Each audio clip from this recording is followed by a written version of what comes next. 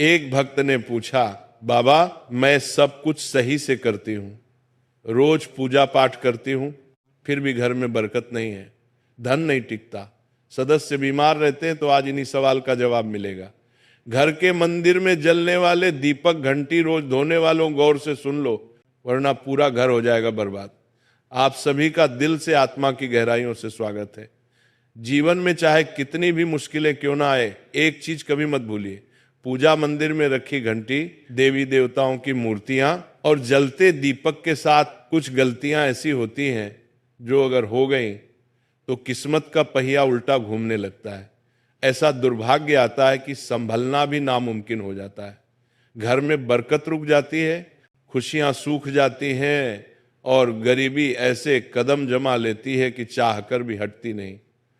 हो सकता है आप भी अनजाने में वही गलतियां कर रहे हो, इसलिए पैसा पास टिकता नहीं, घर में अशांति रहती है और सफलता बस दूर से हाथ हिलाती है।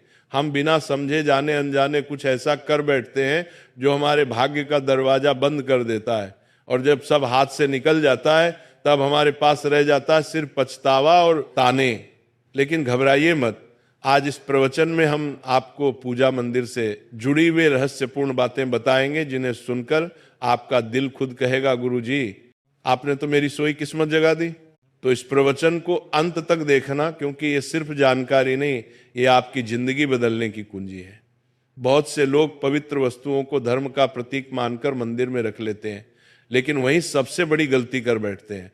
आज हम आपको विस्तार से बताएंगे पूजा मंदिर में कौन सी चीजें रखना शुभ है और कौन सी अशुभ, दीपक कितने बजे जलाना चाहिए और जलाते समय कौन सा मंत्र बोलना चाहिए, घंटी कब बजानी है, सुबह या शाम, और कितनी बार, शंख कब और कैसे बजाना चाहिए, और बजाते समय किस मंत्र का जाप करना चाहिए, दीपक रोज धोना चाहिए या नहीं, मंदिर में कितनी मूर्तियां रखनी चाहिए और क्यों। ये 7-8 बातें छोटी लग सकती हैं, लेकिन इनका असर आपकी किस्मत पर सीधा पड़ता है।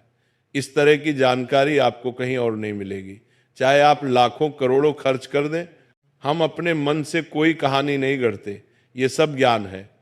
ज्योतिष शास्त्र, धर्मशास्त्र और ऋषि मुनियों की वाणी से लिया हुआ, जिसे हम आपके लिए आसान भाषा में लेकर आते हैं।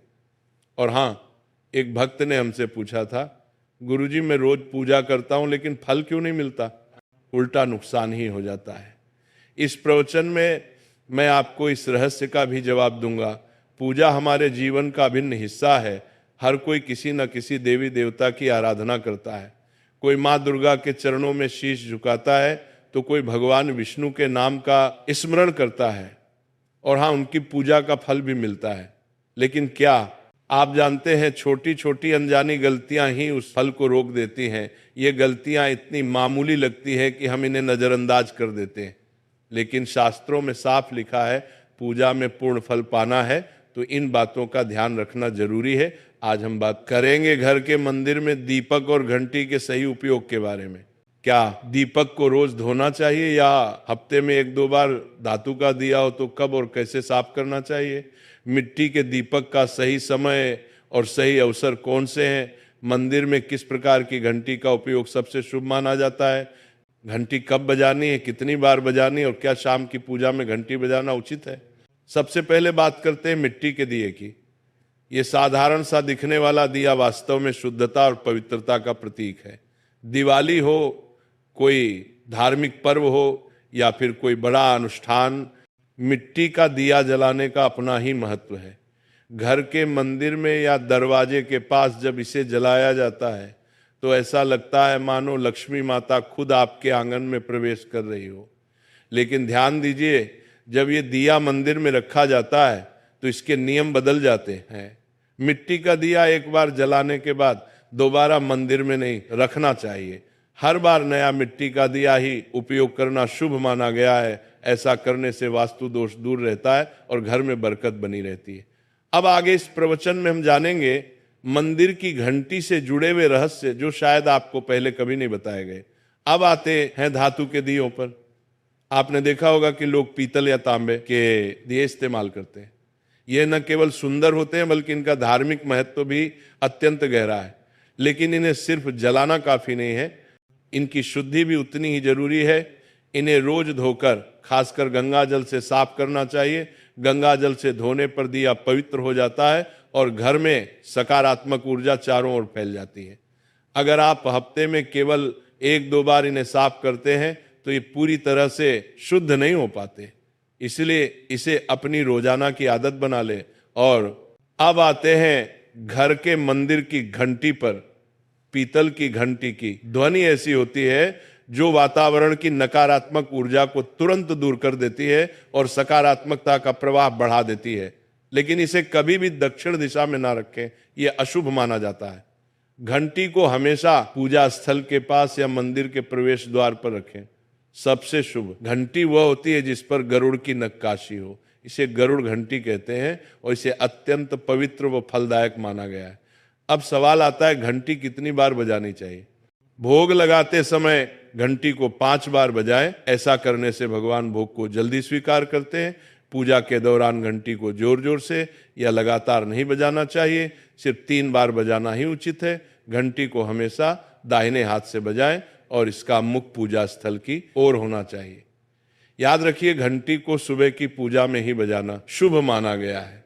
शाम की पूजा में घंटी बजाने से बचना चाहिए क्योंकि शास्त्रों में इसे उचित नहीं माना गया है। इन नियमों का पालन करने से आपका पूजा पाठ कई गुना अधिक फलदायक और प्रभावी हो जाएगा। यह बातें छोटी लग सकती हैं, लेकिन इनका असर आपकी किस्मत पर गहरा पड़ता है।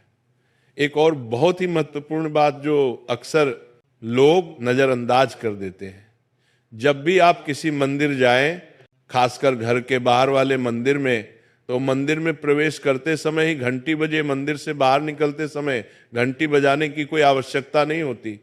जब आप घंटी बजाते हैं तो ये सिर्फ आवाज नहीं होती, ये भगवान को दिया गया संकेत होता है, प्रभु मैं आपके द्वार पर आ चुका हूं, आपकी शरण में हूं।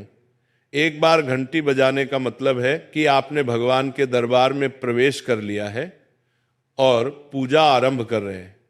2 बार घंटी बजाने का अर्थ है कि आप अपनी प्रार्थना, अपने मन की बात सीधे भगवान के समक्ष रख रहे हैं। अब हम आपको कुछ ऐसी बातें बताने जा रहे हैं जिन्हें शायद आपको कोई ना बताए, इसलिए इन बातों को ध्यान से सुनिए क्योंकि ये आपके पूजा पाठ को और भी अधिक फलदायी बना सकती है। अब आइए जानते हैं पूजा मंदिर के कुछ आवश्यक नियम। पूजा करते समय आपका मुख हमेशा पूर्व दिशा की ओर होना चाहिए। ये दिशा सबसे शुभ मानी जाती है क्योंकि यहाँ से सूरज की पहली किरण आती है जो सकारात्मक ऊर्जा से भरी होती है। पश्चिम की ओर मुख करके भी पूजा की जा सकती है, लेकिन पूर्व दिशा का लाभ कई गुना अधिक है। घर की सीढ़ियों के पास पूजा घर बनाना अशुभ माना गया है क्योंकि वहां नकारात्मक ऊर्जा का प्रवाह अधिक होता है। भगवान का आसन हमेशा आपके आसन से ऊंचा होना चाहिए, कम से कम 10 इंच ऊंचा। भगवान की प्रतिमा को सीधे जमीन पर रखना अशुभ माना जाता है। ऊंचा आसन पूजा स्थल में सकारात्मकता और ऊर्जावान माहौल बनाए रखता है। पूजा करते समय हमेशा चटाई या आसन पर बैठे। ये न केवल आरामदायक है बल्कि ध्यान और श्रद्धा को भी स्थिर रखता है। ध्यान दें कि आपका आसन भगवान के आसन से ऊंचा ना हो, इससे भगवान के प्रति आदर और विनम्रता बनी रहती है। अगली बात बेहद जरूरी है, पूजा घर